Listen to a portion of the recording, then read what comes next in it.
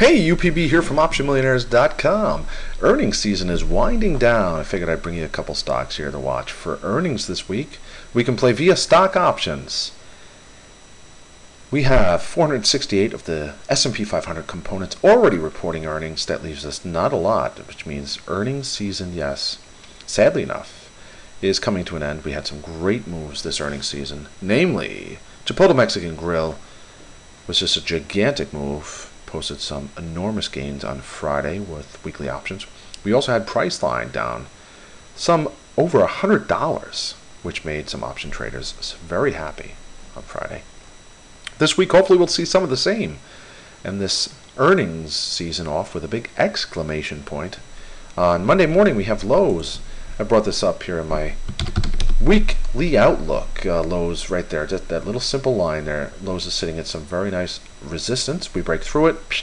We're going to post a move back up to about $29.50, $30. We break below it, and the stock is going to be very weak, heading back down to about $23.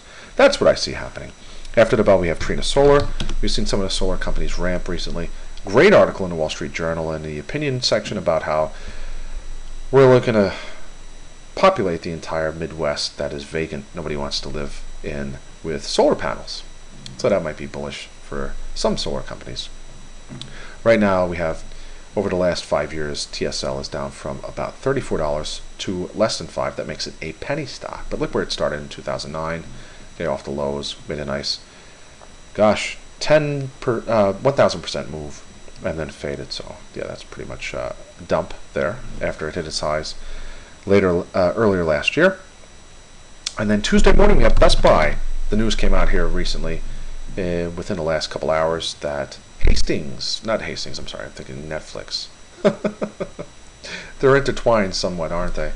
No, the CEO, the former founder of Best Buy, let me get that right, the former founder of Best Buy, who was looking to bring the company private by buying his shares that he already didn't own for between $24 and $26 a share. Well, they sent him the due diligence that he wanted, that somebody looking to acquire a company would expect that has some non-public information in it, and he declined it.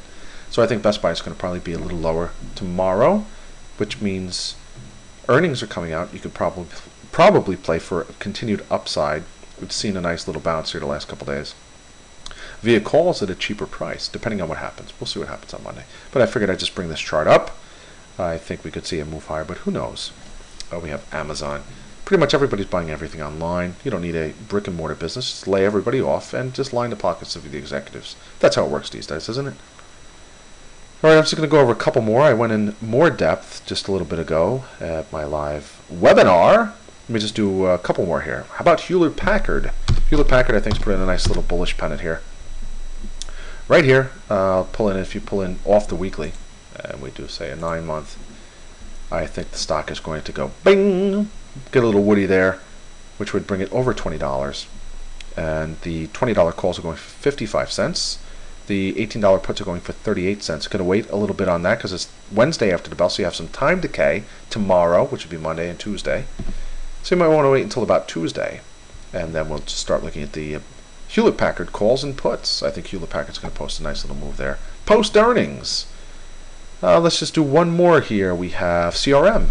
Salesforce.com. Let me just pull back because I posted this earlier. It's a 5-year chart. The stock to me looks like it could be topping out, but we might see a move back first up to about 165. That's going to offer some significant resistance. There's resistance, as I like to say.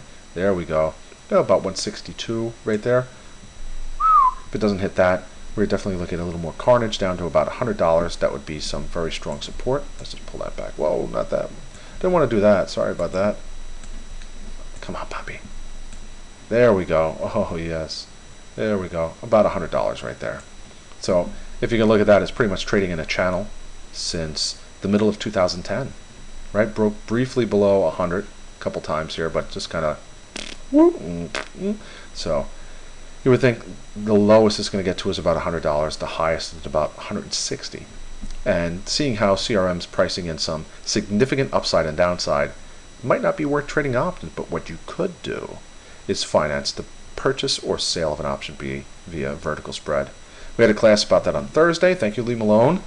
Running the classes all the time, so it's not strictly buy long options or buy puts. You can do all sorts of strategies if you think the stock's not going to move anywhere. There's iron condors, there's those flying options, butterflies, condors.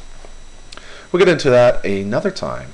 It's UPB here. It's earnings week, winding down. Earnings season is winding down. We have 468 of the 500 S&P components have already reported earnings. 68% of them have beat expectations. What does that mean? That means they're laying people off.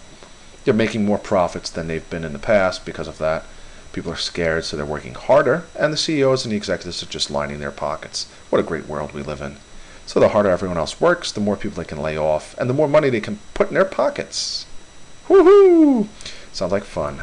All right, UPB here from OptionMillionaires.com. Thanks for listening, and I'll see you guys for another profitable week here. Let's have a great conclusion to this earnings week.